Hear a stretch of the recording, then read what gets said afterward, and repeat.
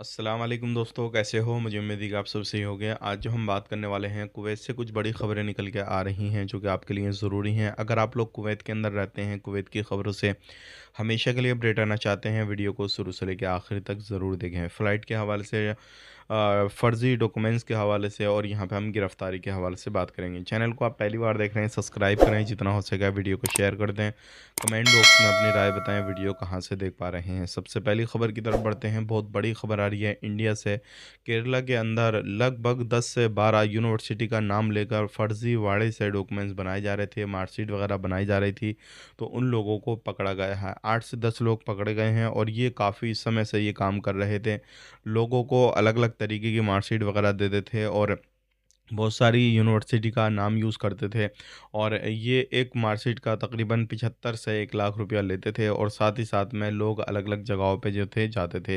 इनके पास से तकरीबन 1 लाख से ज़्यादा कागज़ बरामद किए गए हैं और ये कई स्टेट के अंदर इनका नेटवर्क फैला हुआ है। तो इस तरीके से अभी बहुत ज़्यादा फर्जीवाड़ा चल रहा है हर चीज़ में। अगर आप कहीं पर भी कोई भी काम-काज करते हैं, सावधान रहें, सतर्क रहें, ध्यान रखिएगा। अगर आप ऐसे मसले में फँस जाते हैं तो बहुत लंबी सज़ा आपको हो सकती है, इस चीज़ का ख़ास करके ख़्याल रखिएगा।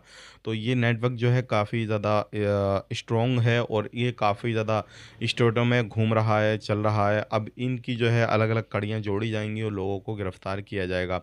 बात कर लेते हैं यहाँ पे अगली खबर की तरफ। जो अगली खबर आ रही है निकल के, कुवैत में कुछ लोग पकड़े गए हैं जो क्या रोडों पे ठेली वग़ैरह लगाने का काम किया करते थे, इल्लीगल तरीके से काम धंधा कर रहे थे, तो उनको पकड़ा गया है।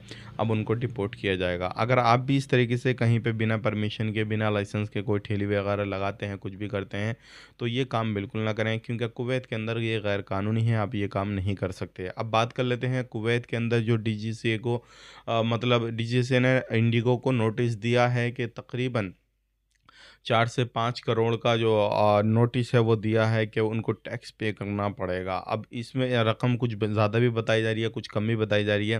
फाइनली लेकिन डीजीसीए ने वो इंडिगो ने बता दिया है कि हमारी जो फ़्लाइट है वो चलती रहेंगी, रुकेंगे नहीं, कहीं चाहे वो नोटिस वगैरह कैसा ही, हम उसको जल्द से जल्द क्लियर करेंगे। लेकिन अभी जो फ़्लाइट को लेकर काफ़ी ज़्यादा मसले हुए थे, फ़्लाइटें रुकी थी, फ़्लाइटें जो थी कैंसिल हुई थी, तो उस चीज़ को लेकर लोग परेशान हैं पेमेंट को लेकर। तो मैं आपको बताना चाहूँगा लोगों को पेमेंट मिलेगा लेकिन अभी एकदम से नहीं मिलेगा।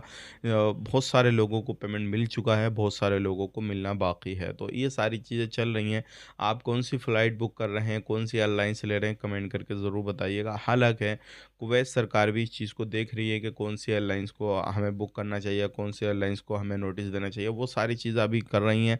मौसम की ख़राबी की बिना पे कुछ फ़्लाइटें जो हैं वो सस्पेंड हो सकती हैं और मौसम अभी ख़राब चल रहा है, तो सऊदी अरब में, दुबई में, ओमान में या फिर कुवैत में अगर आप फ़्लाइट बुक करते हैं तो मौसम के हिसाब से भी देख लीजिएगा क्योंकि अभी सऊदी अरब के अंदर काफ़ी भयंकर बारिश हुई, साथ ही साथ में तूफ़ान वगैरह आया, तो फ़्लाइटें इसके बिना पे भी जो है वो सस्पेंड हुई हैं, रीशेड्यूल की गई हैं, तो ये भी वजह हो सकती है। आप सऊदी अरब में हैं या फिर कुवैत में हैं, कहाँ से ये वीडियो देख रहे हैं, कमेंट करके बताइएगा। आज के लिए इतना ही, चैनल को सब्सक्राइब कीजिएगा। मिलेंगे इस नेक्स्ट वीडियो में। आप अपना ख्याल कीजिएगा, अपनी फैमिली वालों का ख्याल कीजिएगा। Take care, bye bye.